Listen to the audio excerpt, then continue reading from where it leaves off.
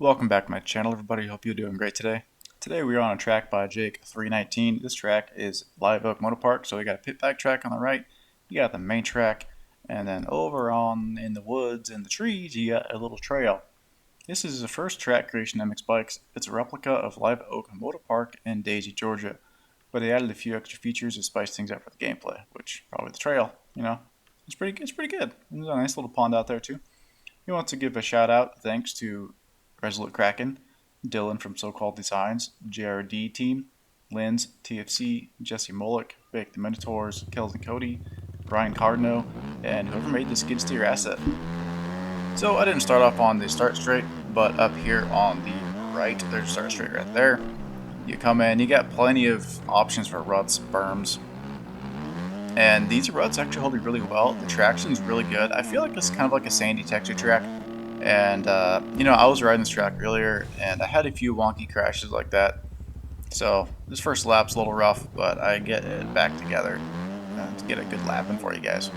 And the lap times, I believe, are around 1:14. That's the fastest I could run. You might run faster on another 250 or 450. Definitely 450 on the trail. You'll see it coming up. But these ruts are good. I like how he laid it out. I really do enjoy it. He did an outstanding job with it. Just the whole design of it. It's not super flashy. It's very basic.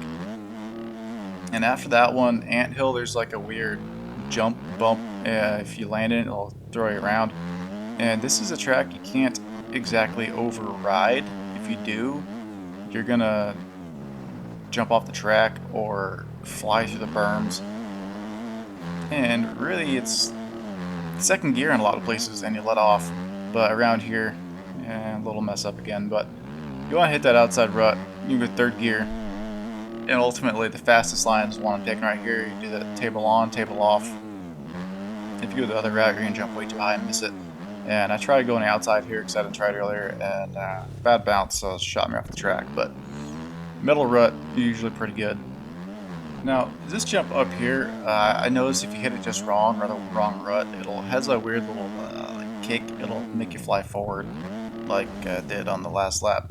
And this one, I just messed up on. It's whatever, sometimes when you go to record, you don't get the best lap step. It's kind of annoying, but at least I have audio this time. Recording's going great. And here, inside, you fade outside, bank off that outside, and you jump over that table. And third gear, you just rolling through the sand. Now this track, I definitely feel it would be good for beginners. It's not too complicated, it's not too rough. It's definitely on the lower end of skill if you're a skilled rider, but it still could be fun. It's a little technical because you gotta go slow, you gotta go fast, and you have just a lot of options to do. Just some brake bumps right before the corners, so that is a little technical. Jake did a great job on this. If I could do anything different on here, I think I would probably just kind of maybe take out some of the bumps in that finish line corner, just to smooth it out. It's kind of annoying when trying to go fast and getting kicked around a little bit.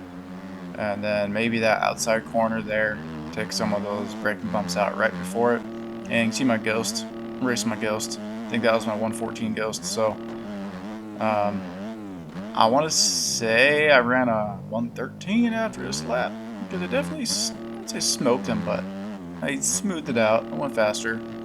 This track, it is very enjoyable to ride. You could probably do even really good on a 125 two-strokes on this thing. It's got just enough where you're gonna have to probably stretch your legs out on the 125, especially on that one triple right there if you want to clear it. And the inside line here, I feel is the fastest line. It's because you're using less track and you don't have too much speed where you have to brake check over that little double. And outside there, outside is an option. You're gonna land probably right about there in it, but Jake did a great job. I enjoy it, and I like the trees, the assets he used. It's basic, it's smooth. It kind of reminds me of like Farm 14 assets.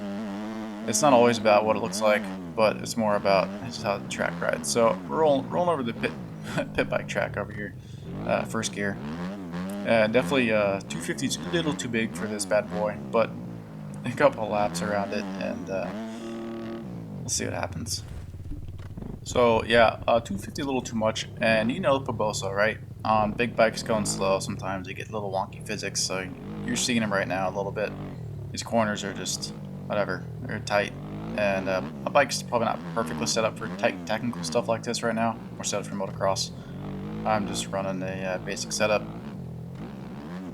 but it's a little fun, little jumper track, and just completely overshot that. Just, yeah, I forgot that was an anthill. But in other news, I want to touch on Jet Lawrence. If you guys watched the race or you saw the short clips, you know, Justin Barcia completely bammed into Jet. I'm hoping Jet is gonna make a bounce back, because I would love to see him win this title in the 450 class.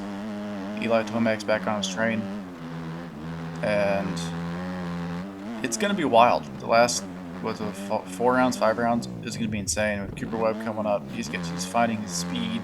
Tomac's finally getting confidence, and I think Tomac actually, I wouldn't say he has a shot at winning the title unless something devastating happens to Jet Lawrence, like another last place, if he gets smacked again. But I don't know.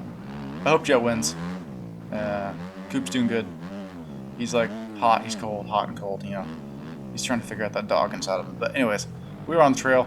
Now here's the jump that I think you would need a 450 for, because I can get close, but I cannot make it on the 250. This trail is actually really fun. It's pretty flowy. It's got some bumps. You know, it's sandy, so it makes it a little more technical. But this one, you can hold the second gear pinned, and you clear it. So just a little bit shorter of a gap. Coming too hot in that corner, so below the berm. But this trail is nice. It weaves in and out through the trees, and I love it. It's great. I don't think Jake could have done a better job at doing this trail in the woods. It's nice, it's flowy, a little bumpy. It's got a decent amount of speed. It's not super fast, but you can roll around in second gear, and you can get enough speed to jump those little doubles as I just blow through berm again. It's good. It's really good. I highly recommend this track. Some of you guys should go download it, check it out, and just give this guy some props for making an outstanding first track. Like, these guys that are making these tracks are just getting better and better at making them. And here we go again, trying to second pin, trying to tall one, and nope, can't make it. Alright, so, well everybody, I hope you have an outstanding week. Look forward to next Supercross race, and who's going to win, what drama's going to happen. It's going to be an insane last part of the season. But as always, have a good one, and keep on riding.